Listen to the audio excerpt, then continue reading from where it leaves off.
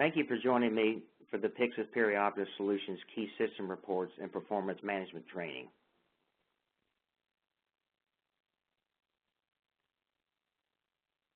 I would like to start with some overall themes and activities that can help you achieve a successful Pyxis system management. First of all, you'll need the full support of senior leadership. It's also recommended that you conduct quarterly meetings with the managers to share performance findings, review data, and identify important improvement opportunities. The key performance improvement opportunities include reducing stockouts. In other words, the number of times they run out of supplies, which can be done by adjusting the par level or reorder point, which are also known as the min-max levels. You can also further increase your revenue or reduce supply spend and also improve the activity and quantity compliance. We will discuss compliance further on in this webinar. So other activities that can drive success are conducting rounds to areas that are managed by Pyxis, setting up Pyxis super user training, where a group of skilled technicians and nurses are trained, and then this group serves as trainers to other employees and new employees that should all be included in Pyxis user training. Additionally, you should also set up policies and procedures for the Pyxis system, which will support a successful management in the long term and the short term. Some customers have also put together their own Pyxis newsletter that can help share the updates that they have for Pyxis, also Pyxis performance across the facility, and also help to support the communication efforts of Pyxis.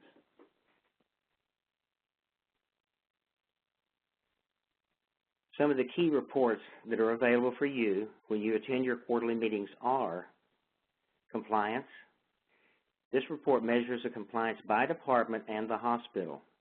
It's also sometimes referred to as a facility or a hospital report card, and it shows how the hospital is doing relative to its target performance. The next key report is discrepancy absolute cost summary. This report puts a dollar value to noncompliance. It reports overages and shortages that serve to lower the department and hospital compliance, and also increases supply costs, skew the inventory numbers on hand. It also causes stock outages, and it can understate or even overstate patient charges.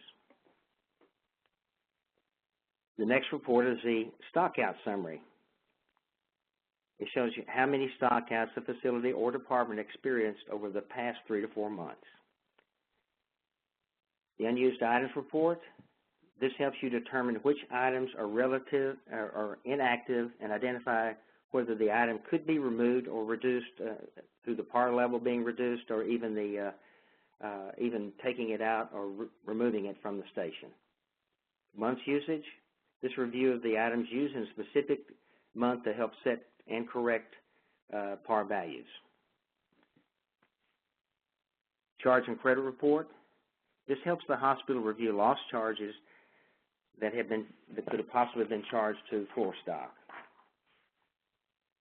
No transactions. This helps you identify which users may have trouble using the system or just not using it at all correctly. The temp patients non-reconciled report. This helps you review the temp patients and reconcile the charges with the permanent patient in the ADT system.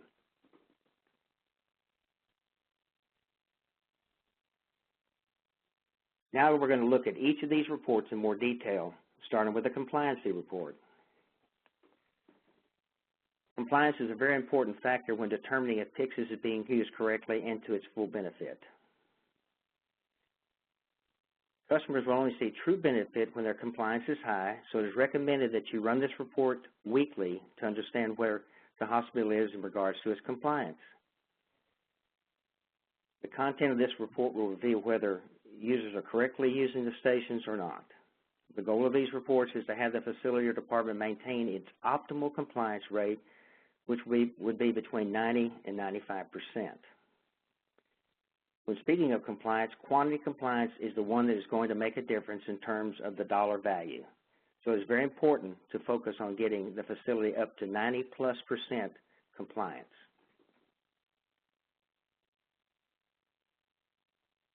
Now, in this slide, what you see is a graphic representation of the compliance. The one across the top, which we referred to earlier as the Pyxis quantity compliance, is the one that you really should target in on. The other one below is called the Pyxis activity compliance, but the quantity compliance is the one that you really need to be judging your performance with. Also, we have a tabular snapshot of the entire report, which includes all the points discussed before they're broken down by the station. At the end of the report, as you can see, there's also a formula legend which tells you what each value is and how it's calculated. And I want you to note that in this case, it looks like they have a low percentage of compliance, but the activity compliance is high. This report also tells you the number of discrepancies they have. Also, it tells you the number of stockouts they had and the number of null transactions. Now, the second report we're going to look at is the Discrepancy Absolute Cost Summary Report. This report lists all the overage and shortage discrepancies found in the hospital and stations for a specific period of time due to low compliancy or counting errors made during the refill or inventory counting process. But to ensure Pyxis is profitable, it is recommended that this report be run weekly so any problems can be identified and fixed in a short period of time. This report is an excellent report to share with the nurse managers who have Pyxis stations in their areas of responsibility because it helps them to determine which items for a particular station need attention. As you can see, this is a snapshot of a particular department. It's actually 3 East. And the concern that you should have here is that every item, you see the C over here on the right-hand column, that means it's a chargeable item. And as you can see, this is listed as an overage. The overage means that the product was returned to the station, but when they returned it, they didn't hit the return button, so now there's a stock overage. In the case of the shortage, this means that they took the product, but they did not hit the take button. So when they did the verification, it came up with a negative amount, which this would in turn be, particularly in this case, since they're all chargeable, this would be lost revenue.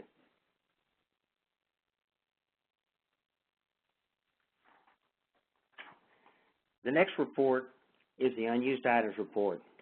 Because the unused items report usually looks at the past 90 days, it is recommended this report be run quarterly so you can see which items are slow movers and or non-movers. This report gives a list of items that have not been issued for the period of time queried, and it is used by the nurse manager to determine which items could be reduced or even taken out of the station.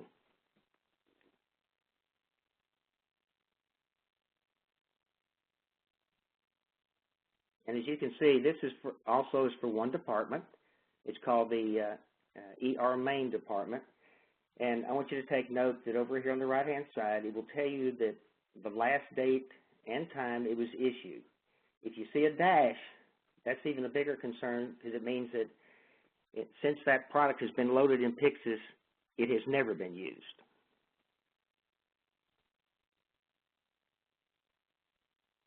The next report we're going to talk about is the stockout summary.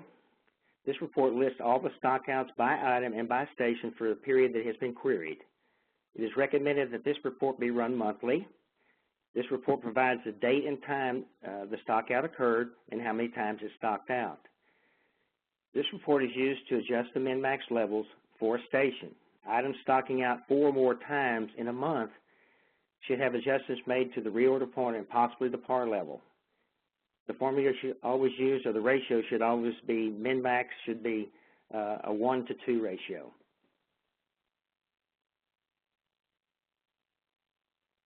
So we're looking at a stockout summary. It's for one department, which is 3 East. I mentioned before that if it's stocked out 4 or more times, that should be a concern. And if you look at this item, it's stocked out 7 times, the next item stocked out 6 times, and then here's one down here that's stocked out 5 times. And then looking at this is your reorder point, and then this is the par level. So you can see that it's pretty much been moved up quite a bit already. So in this case, you would probably need to increase your par level and your reorder point both.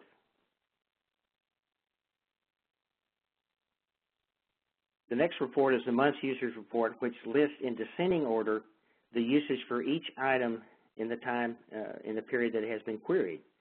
It includes total usage of an item, the minimum, maximum, and average daily uses of an item, the unit cost, extended cost, and the minimum and maximum quantities for each item. Daily usage with an asterisk indicates a stockout has occurred that day. This report is also used to help adjust the min-max levels for items in a specific station. As we mentioned before, this report has the total usage, the minimum usage, the maximum usage, and the average usage. It also has the unit cost and also the extended cost. This is how much was used in that particular month. It also has the par value and the reorder point.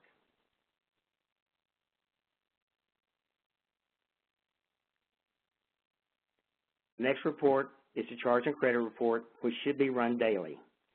It lists by patient all the items taken or returned and who completed the transaction. This report helps ensure that all chargeable items were issued to a valid patient and not to floor stock. This is an example of that report. It is for one department, which is 3 East, and this should be a concern to you when you see this, because this all went to floor stock. Every item on this list is chargeable. So if it went to floor stock, instead of going to a patient's bill, it went to a cost center instead of to the bill, and so you've lost revenue on all of these products.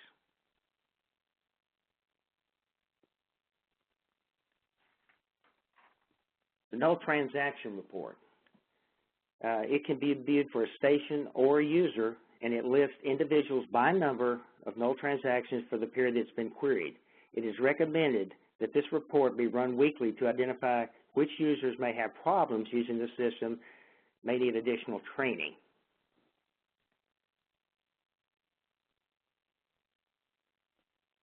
As I mentioned before, it is listed by station, so the number of null transactions by station, and it's also listed by end user.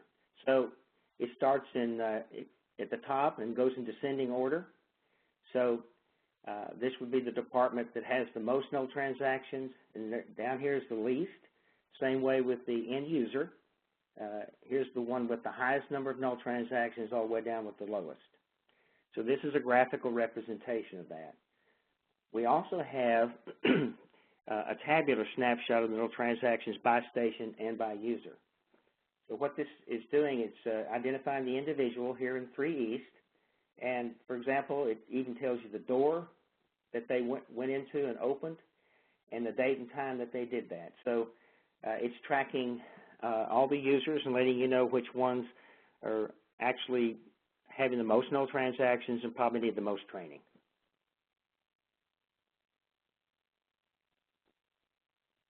The next report is a temporary patient not reconciled report.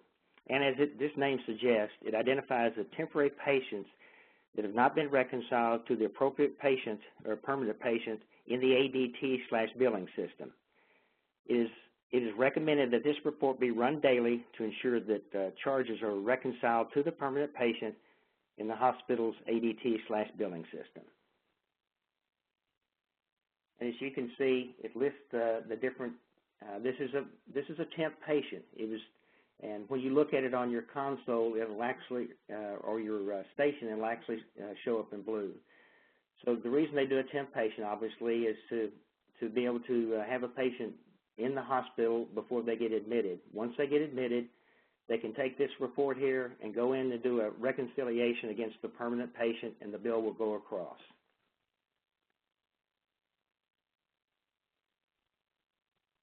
The last thing we're going to talk about is PAR management. And the part management process includes the review of the monthly usage, yearly usage, Pyxis stockout summary, unused items report, and the unused items report to determine the appropriate min-max levels for each item. It is important to regularly adjust your min-max levels, as it has several beneficial outcomes. It can reduce stockouts, optimize inventory on hand, and provide a higher level of customer service. This will help optimize the space utilized per item and help the facility save space and lower cost. Min-max levels should be constantly managed, measured, and analyzed for better inventory management and performance optimization.